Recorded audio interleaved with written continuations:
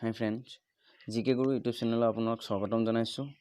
আহকচোন আমি কেইটামান নজনা কথা আলোচনা কৰোঁ।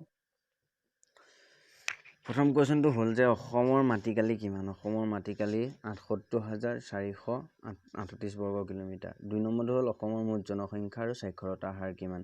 ২০০১ চনৰ লোকপিয়ল মতে অসমৰ মুঠ জনসংখ্যা হ'ল ২,৬৪,38,৪০৭ জন আৰু সাক্ষৰতাৰ হাৰ ৬৪.২৮%। অসমৰ সৰ্বমুঠ জিলা কেইখন? অসমৰ সৰ্বমুঠ জিলা ৩৩খন। ইয়াত ৩২খন লিখা আছে। অসমৰ সৰ্বমুঠ জিলা ৩৩খন। প্ৰাচীন কামৰূপত কেইটা ভাগত বিভক্ত কৰা হৈছে আৰু কি কি? 4টা ভাগত: ৰত্নপীঠ, কামপীঠ, সুবৰ্ণপীঠ আৰু শৈমাৰপীঠ।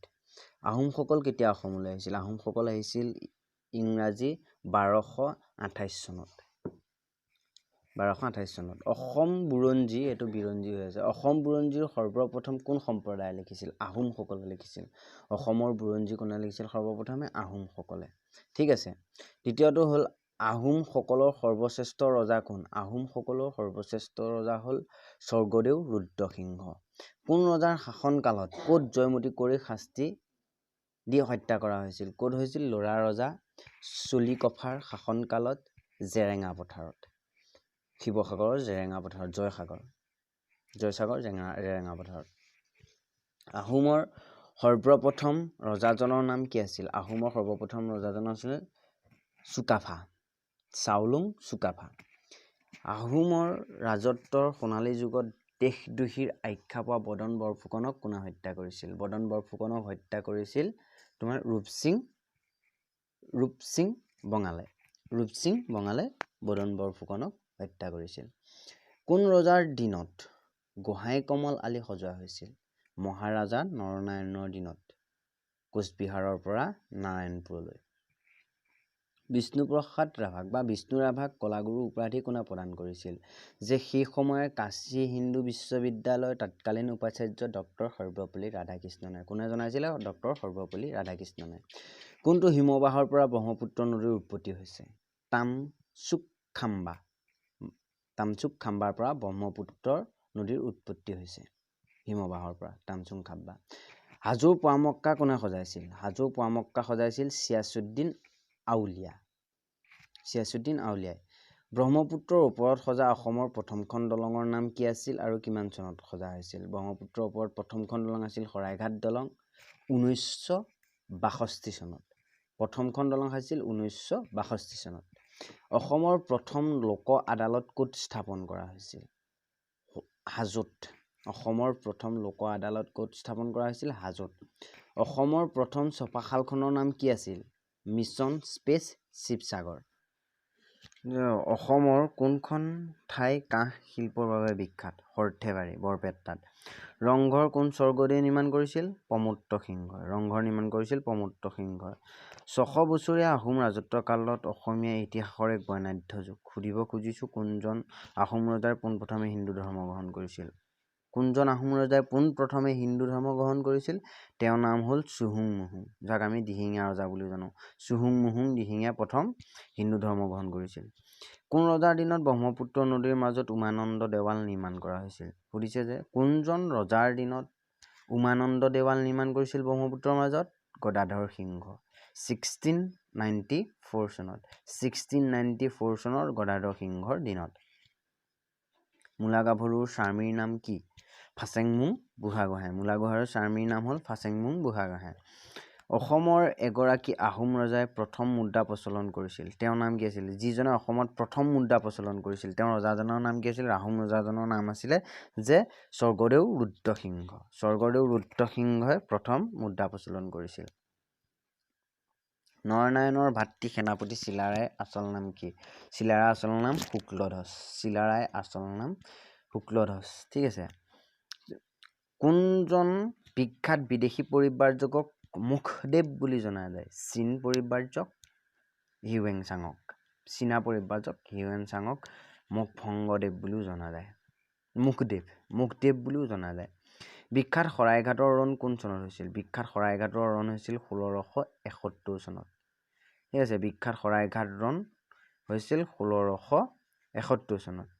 27 নম্বৰ কুৱেশ্যনটো হ'ল যে অসম কেতিয়া ইংৰাজৰ হাতলৈ যায় অসম ইংৰাজৰ হাতলৈ যায় ইয়াণ্ডাবু সন্ধিৰ চুক্তি অনুসৰি মানে ইয়াণ্ডাবু সন্ধিৰ যেতিয়া হয় ইয়াণ্ডাবু সন্ধিৰ পাছত অসমখন সম্পূৰ্ণৰূপে তাৰ আগত আহোমৰ আছিলে তাৰ পিছত মানসকলৰ পাছত তেওঁ ইংৰাজৰ হাতলৈ যায় মানসকলৰ পৰা ইংৰাজৰ হাতলৈ যায় মানে কোন আহোম ৰজাৰ দিনত প্ৰথম মোৱামৰীয়া বিদ্ৰোহ হৈছিল স্বৰ্গদেউ লক্ষ্মী সিংহৰ দিনত প্ৰথম মোৱামৰীয়া বিদ্ৰোহ হৈছিল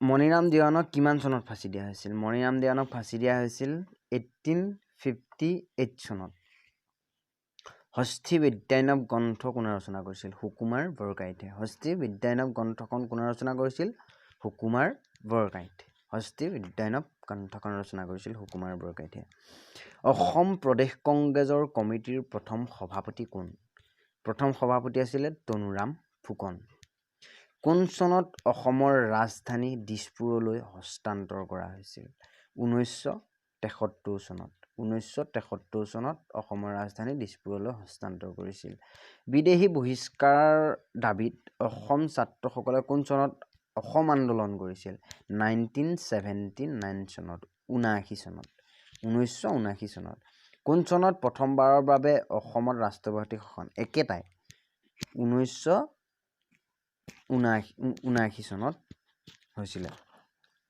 ৰাষ্ট্ৰপতি শাসন বলবৎ কৰিছিলে কোন চনত চাহাদুল্লাহ মন্ত্ৰীসভা গঠন হৈছিলে চাহাদুল্লাহ মন্ত্ৰীসভা গঠন হৈছিলে কেতিয়া মানে স্বাধীনতাৰ 10 বছৰৰ আগত 1937 চনত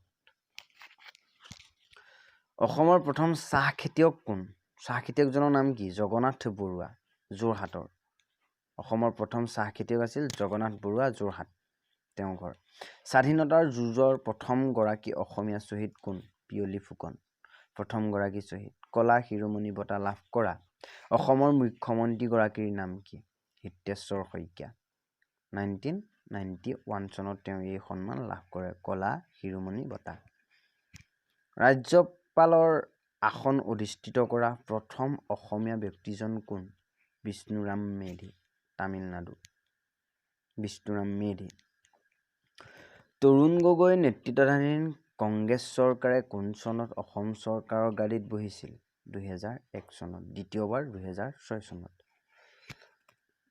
2005 চনত কাৰ নেতৃত্বত BTAD কাৰ্যবাহী পৰিষদ গঠন কৰা হৈছিল হাংগামা মহিলাৰ নেতৃত্বত United liberation front of Assam's কেন্দ্ৰীয় চৰকাৰৰ সৈতে আলোচনাৰ বাবে গঠন কৰি দিয়া গোটটোৰ নাম কি পিপলছ কনচালটেটিভ গ্ৰুপ PCG বুলিও জনা যায় কোন চনত অসম ৰাজ্যপাল হিচাপে লে জে অজয় সিঙে কাৰ্যভাৰ গ্ৰহণ কৰে 2003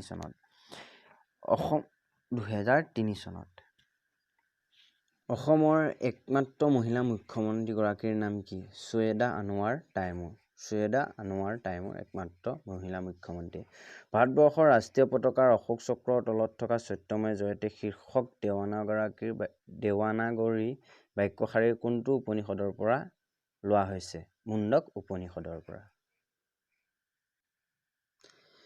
সেয়াই আছিল আজিলৈ আলোচনা কৰিবলগীয়া বিষয়সমূহ সো আই হোপ ভিডিঅ'টো চাই ভাল পালে যদি ভাল পালে লাইক কৰিব শ্বেয়াৰ কৰিব ছাবস্ক্ৰাইব কৰিবলৈ নাপাহৰিব আকৌ নতুন ভিডিঅ'ত লগ পোৱাৰ প্ৰতিশ্ৰুতিৰে আজিলৈ বাই